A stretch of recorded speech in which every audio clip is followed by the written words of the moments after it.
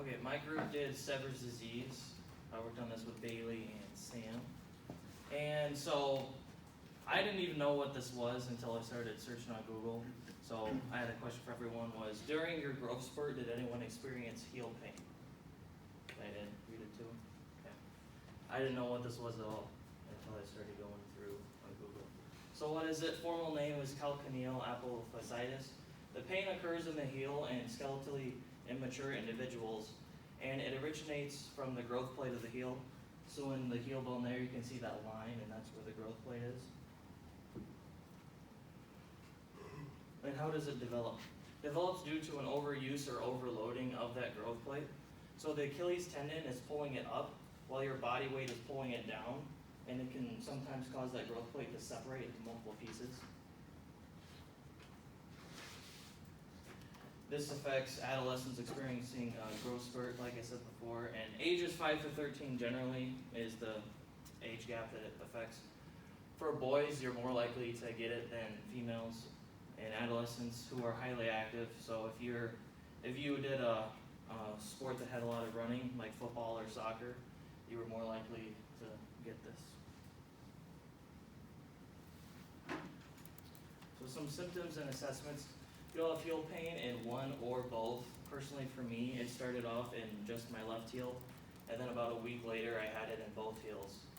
You'll experience some difficulty walking, especially after that high running exercise, or if it's very severe, you'll just have difficulty walking in general after sitting on the couch for an hour. You'll experience swelling or redness in your heels, and in that picture there you can see some redness in the heel there. Causes again are that overloading of the growth plate by the tendon and your body weight.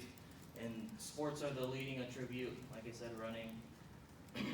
I was in football and that created a lot of pain for me. I remember one practice, I had to just stop, I just had to sit down because it hurt so bad I couldn't even walk on it. There isn't really a true test that you can diagnose. It's more of a clinical diagnosis. You just put all the symptoms together and be like, this is what you have.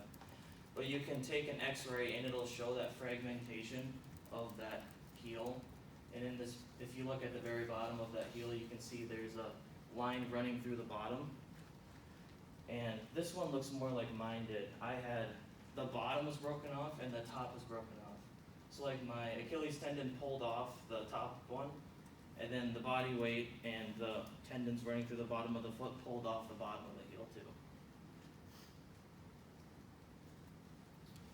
So for treatment, you just do the classic RICE, rest, ice, compression, elevation. For rest, you want to try and limit that physical activity. Those sports, take a week off, see if it gets better.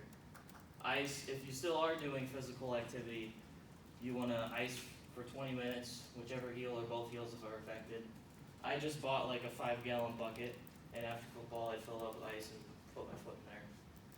So heel cushion and, compression.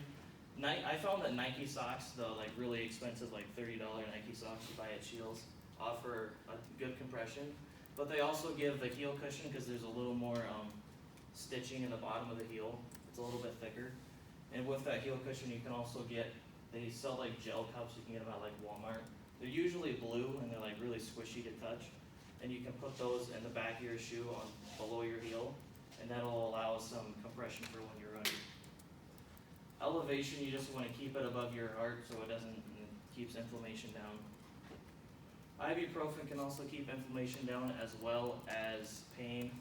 And if the child is having a lot of activity yet and they're sort of refusing to rest it, you can put it in a cast and that forces them to rest. Prognosis and follow-up. It typically only lasts 2 to 3 months, but it may recur over several years.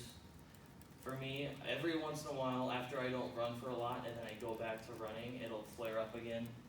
But no long-term issues have been associated with it. And just ensure that they're following that RICE protocol.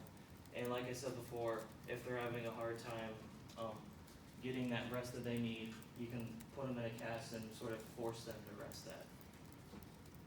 Those are my sources.